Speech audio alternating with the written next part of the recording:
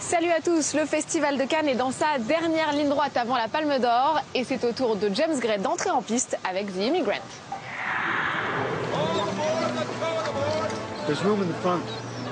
L'histoire de deux sœurs débarquant de Pologne dans l'Amérique des années 20, censée être une terre d'espoir et de liberté. Mais l'une, malade, se retrouve en quarantaine et l'autre, Marion Cotillard, accepte de se prostituer pour la sauver. L'actrice a joué une partie du film en polonais. C'est une langue assez compliquée parce qu'en fait, il y a peu de mots qui ressemblent au français ou à l'anglais. J'avais une vingtaine de pages de texte en polonais, il n'y avait que 2 mots qui me disaient quelque chose. Du coup, c'était un peu long d'apprendre. Mais voilà, j'avais une super prof et puis j'avais pas le choix. Marion Cotillard, dont c'est le premier grand rôle aux États-Unis et pour qui James Gray a écrit. Le réalisateur de The Yards ou La nuit nous appartient retrouve aussi Joaquin Phoenix, son acteur fétiche. Je pense que Marion et Joaquin ont fait du très bon travail. On sent à quel point ils se sont investis émotionnellement. Ce que je voulais faire, c'est un opéra que Puccini n'aurait jamais eu le temps de montrer. La musique, si on nommait les voix, c'est du Puccini. C'est un drame très expressif et proche de l'opéra. Ce film correspond à ce que je voulais en faire. Et c'est la seule chose que je pouvais souhaiter.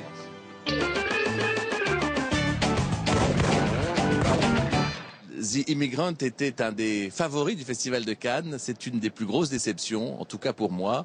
Ce personnage de jeune immigrante polonaise incarné par Marion Cotillard et ce macro new-yorkais joué par Joaquin Phoenix ne parvient pas à nous émouvoir. Il pleure à l'écran. On reste totalement insensible dans la salle.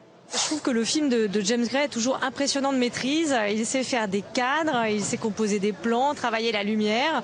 En revanche, moi, ce qui m'a gêné, c'est l'interprétation de Marion Cotillard. J'ai l'impression qu'elle est comme échappée d'un magazine de mode. Et du coup, moi, je n'arrive pas à croire à cette histoire. Et puis le Festival de Cannes s'offre quelques pas de danse avec Gris-Gris, un nom qui portera peut-être chance au réalisateur tchadien Mahamat Saleh Haroun.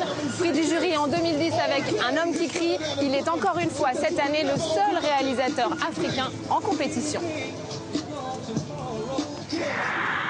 Et c'est évidemment en dansant que Souleymane Démé fait sa première apparition sur le tapis rouge. Il incarne Gris-Gris qui, malgré son handicap, espère devenir danseur.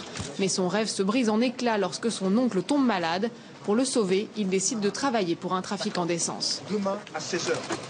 Demain à 16h. Tu vois pas que je travaille? Non, j'ai pas le temps là.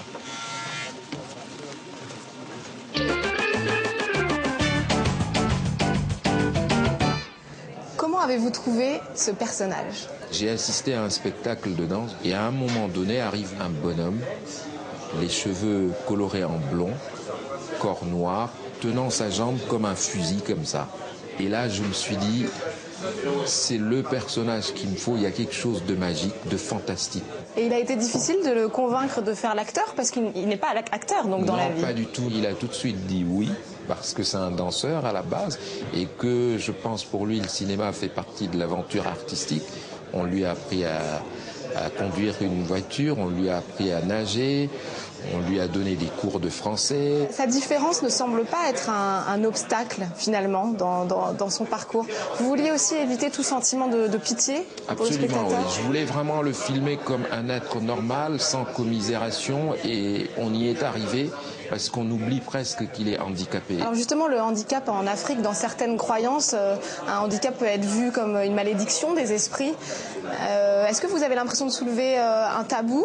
Au Tchad, on n'est pas attaché à ce genre de choses. Mais je sais qu'au Burkina Faso et en Afrique de l'Ouest, les gens sont dans des croyances assez fortes comme ça. Souleymane, dans sa vraie vie, a traversé ce genre de problème. Donc c'est bien aussi de voir qu'un maudit, en fait, arrive par l'amour d'une prostituée.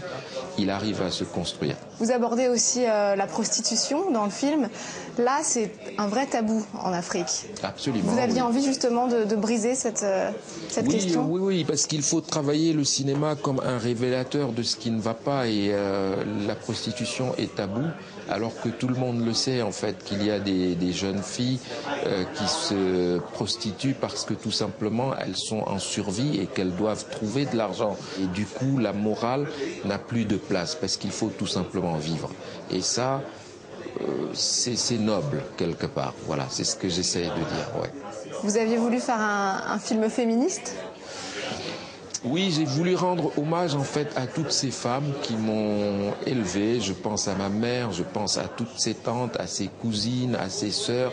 Et que finalement, le socle, quand je regarde autour de moi, en Afrique, en fait, c'est les femmes. Si elles arrêtaient, si elles faisaient la grève, pendant une journée, je crois que même des pouvoirs politiques pourraient s'effondrer. Que représente cette sélection pour vous et pour le cinéma africain? Ça représente tout simplement, je pense, une forme de reconnaissance, parce que c'est la deuxième fois. Et pour moi, c'est l'occasion peut-être d'essayer de faire croire à tous ceux qui font du cinéma qu'il faut qu'on banalise notre présence ici. Il ne faut pas que ce soit l'exception. Et que faut-il faire pour aider le développement du cinéma en Afrique davantage encore? Il faut aimer l'Afrique. Il faut l'aimer au-delà du folklore. Il faut l'aimer au-delà des clichés. Et il faut la porter le plus loin possible parce qu'elle le mérite. Et pour terminer cette émission, une soirée placée tant sous le signe du glamour que de la générosité. Le gala Amphar fête ses 20 ans. Et cette année, les stars ont donné pas moins de 20 millions d'euros pour la lutte contre le sida. Kat Nicholson et Claire de Bizère y étaient pour nous.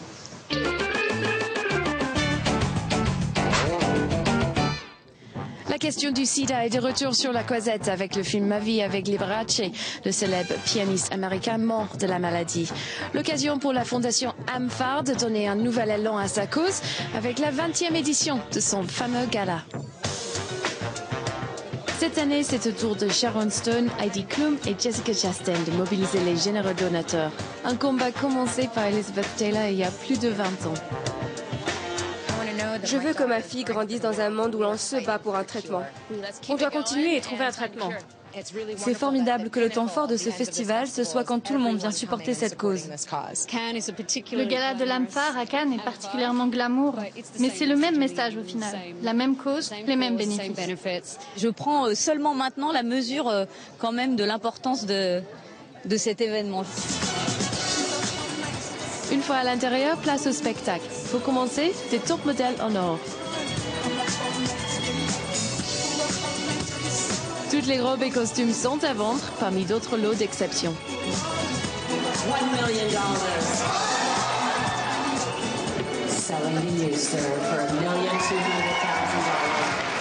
L'ambiance musicale, elle, est assurée par une grande dame, Shirley Bassey.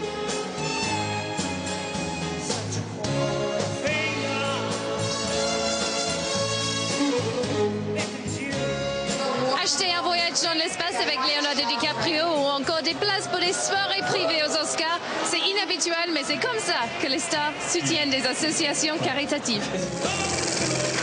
Et oui, ça fait rêver, mais heureusement, le Festival de Cannes nous offre une façon plus accessible de s'évader. Le cinéma, Roman Polanski et Jim Jarmusch doivent encore présenter leur film. Alors ne ratez pas nos autres émissions depuis la Croisette. À très vite.